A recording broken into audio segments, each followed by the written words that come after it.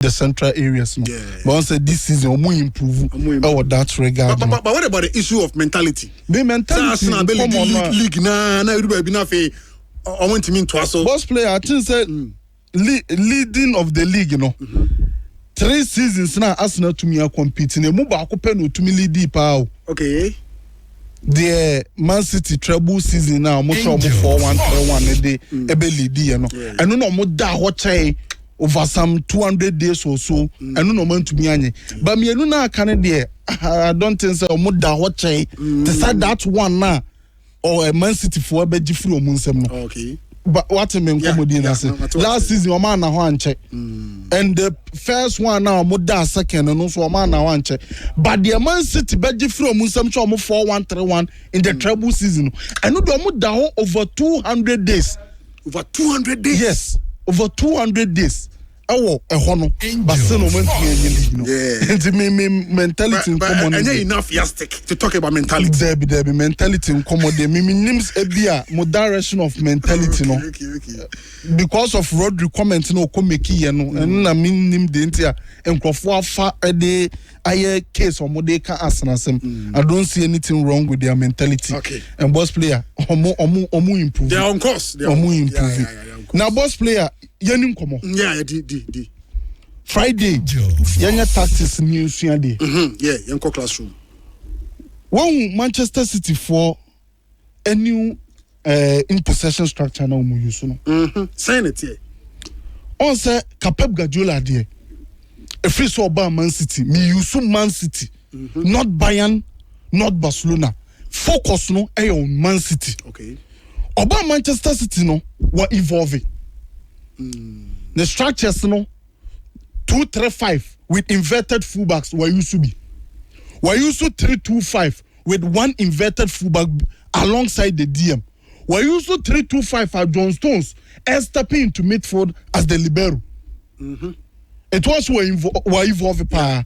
But in these structures, no, the 8 no I occupy half spaces. Now wingers no stay wide. Into or use maximum width. Wingers no stay wide on the defensive line, no more stretch it opposition no a back line. Yeah.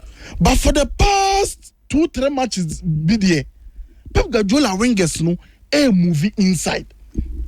And to also go against the norm now about Manchester City or you know. Yeah. 2-3-5, 3-2-5 with variations, but the main thing is that the wingers are always on the width. Almost stretch the pitch, no. Yeah. Not touch line, ho. Now almost to me stretch opposition, no, a back line, no. But this time around there, you who doku inside, you who check inside. The Pakrobia Baba wins one mostly over who know inside. And we used to 2 matches be as case study against Bournemouth and also against Liverpool in the Premier League. In those matches, on your win, 3 goals. So, dear no person, until I was a son. Next time. Exactly. Jenny won come. Yeah, you go inside. Yes, you are follow uncommodie ni ye. Sir, wingers no eba insider. E ma Pep e no ma bebre. E tu image no another Facebook no. Okay. Also doku aba inside. Cherky enso aba inside. Okay, so wingers na green at the down. E down mo so no. Also omuma movie inside. Yeah. Still na a positional play. When Obia and confuse normal, they are in the spaces. The half spaces no original, the central zones original, the wide area fullbacks original. It's a positional play. No sir, Pep Guardiola pese Obia general zones no still not disrespected. Omujinem. But now no instead of saying just no more wide area no omumum aba inside. So omoba insider. A dear Ben at the team no, an overload in the midfield area. It's more bodies in the midfield. It's already no City our 3 central midfielders on 50 what that. And what's the 2 wingers na ababe count? It's I have 5. What the Erling Haaland can I have 6. 6 players in the midfield zone in close proximity. And only a dear Pep Guardiola in the last 2 matches. No, the advantages anything. Boss player, when you be breaking it down. And normal be will overload him. Now the first thing they say overload no our obetumi anya free man no a progress through the free man. Because a kwaba so na create free man numerical superiority. Eto onya more numbers on 50 obetumi anya player bi a obi attacking obi free amana tumi progress at the ball na kwa nimu. So that is the first thing. The image now say who 4v3 or 5 kuachi mami. Yeah, this overload. Also overload wo 4v3 in the midfield. Eti ubenya free man ho because there is an extra man or overload bomb for a central zone. Yeah. It is the main idea ba ko ne say eba mo anya free man in the midfield to progress the ball. That is the first thing. Yeah. The second thing is say because of the players na abobobo ho central zone and my progression near quick. Okay. Into one touch passing pap near kwa animu. What incommodity na say. Players na bembe ho mi gina ho nchen, u gina me nchen. Eti pass option no enu anu no enu say be moving the pap near the ball no e dey kwa animu. 1-2 craft. 1-2. That is another advantage aside man. Another advantage ni say some players ni bebre inside no attracting opponents ni inside na be space ni outside. Okay. Me the more players abegun 50. Eti ekwa ben so na esa won so we deal with more players na 150. Esa so the numbers score. Ben 50. We the numbers say ben 50 meaning say ebe bie wider areas no amame. Eti ebe attracting inside na be space outside. That is another advantage of some wingers no ebe inside na man overload no. Pep Guardiola. Be di ho nkomo. Time ninti ye be bobod ye hia no so much me ate ase. Eti or about attractive inside no be space or outside. Etu usha image na also dokumu aba inside fullbacks in our wide area. Now I so dealing with this overload. Etu ekwembe so na be first we dealing with it. What the fullbacks need follow omo. So the fullbacks need follow omo dia wide areas no ebie. Just space at actually ho. Eti ama free man no. Boss player a ball ama progression na quick. Because proximity na ewo area so a na sa attracting opponents inside na create space outside. Now the biggest advantage with this structure now with this shape ne say a creating doubt at my opponents no. In the Manchester City the case pa in the last 2 months. That doubts na opponents benya no. Sa doubt no at my opponents no. Manchester City did ho papa 05 ko ani mame near her images ni bi wingers ni ba insider overload no accurate and you have to deal with the overload. How do you deal with the overload? Obu ha coach bi o person center backs estape na to me deal with the overload. Center back estape boss player mean say tokro a better back line.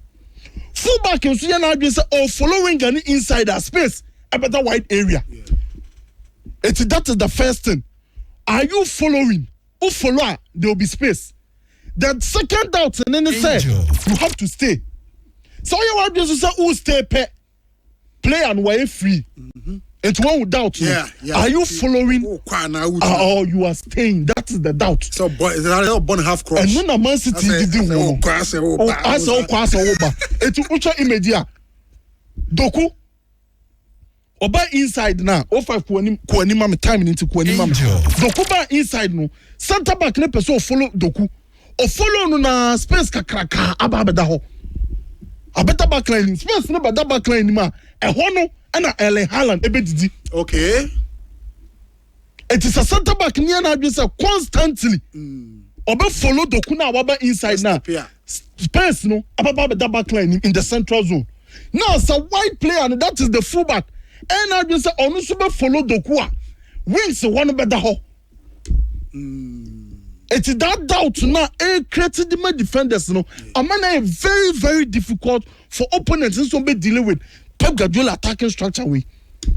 And you new to Pep Guardiola. Me say and you new to Pep Guardiola and ya fe no use. But about Manchester City na afen ye was a predominantly all use because any structure no pay use. Et tu vois on say 05 kwachi mame Doku awo in between the lines. Liverpool for ni who say almost step one na omunyina ho. Et was on the gina ho obia a movie towards ono. Et obetumi a free man oje ye na mam next image waje atumi adan ho. It was a doubt no. Yes. One follow no. Who stay and we're a free man. We're free our wadane no ho de ko. And because of the technical quality of players now, omo on fifi wono. Omo nyina betumi agye ada omo. Foden, Bernardo, Nico Gonzalez, Doku, Chaki. Omo nyina betumi agye ada omo. Etu mpeso ba gye ada no hu ni ntino. So close no. Who close no. Who close so akwan da chire. Kwai eba be da chire. A honey problem no. Etu 05 mami next image no. Mami images ni ehwe baby almost step no. Na bomb of fufo no. Omo de share omo. Angel. Now both players so share space na beba be da ho na. Players ni bebre won fifi. It is space na be da wa e so bi kokofa space no. Ho and the another thing so say create another problem the opposition at the bem. Dynamic movement into space. Football no. Me say ujina space more a positioner because ujinem. So who arriving to the space a dynamic. So who arrive here and then say opposition be dealing with you because on who baby around the free ever. Unpredictable and when the city for no. It's most of the time. So fullbacks ni follow City wingers ni insider. City fullbacks so bounce omo push the call many. Yeah, got space war. Space war. It rather than say stay in the space no, they are arriving in the space. Okay, yeah. Making it unpredictable so about tracking omo runs no. It's popular image. I say o following no space abada for the room. O kwakwaje ball now. Foden are arriving in the space. No nyina space ni. But space no bada on arrive. You can't track this sort of ones. And also Saba be a huge problem at the other teams no. It is wingers ni a movie inside no. A more central overload. This central overload no more advantages, but a created doubt at the defenders whether to stay or to follow. Who follow when your space? Space ni better City. Yeah, expect almost say they will arrive in the space. And also unpredictable for opponents as a boss player on that tracking. Yeah. And this is Pep Guardiola. As they say, or they be hang They say the oil no. Do the other Man City no. And we're in news. So 05 Kabe to me the Bayern Munich in 2013 against Hertha Berlin. Mama reference. In 2013 Bayern Munich versus Hertha Berlin. We saw the same shape of Robin inside, Ribery inside. It was a new shape. Okay. And idea why and also Robin were inside against a Berlin. And you had the fraud man. But City no, and you had the fraud because this is not the type of structure and not the type of shape. Not you so. I introduce you City. Let's a Pep no bad say or different tactics near the SSH. So you back no or the Dimwa na Motila na no the fraud. They got 10 or the for us. Sa shape way or you so be Tiamo. Sir? Omonemono last season but mo share no. Or you 4-2-2-2. But no, na as a dynamics need to say we no. We no say understanding it bem. But no on to me against Chelsea you should be or the show mo try. Okay. Enti on say enya dia o use no mention am say enya dominant. But this time no near tell who say or pay you super Manchester City send e be ya obi ntwima no ensi bone. We use da. But enya dia no tell you su.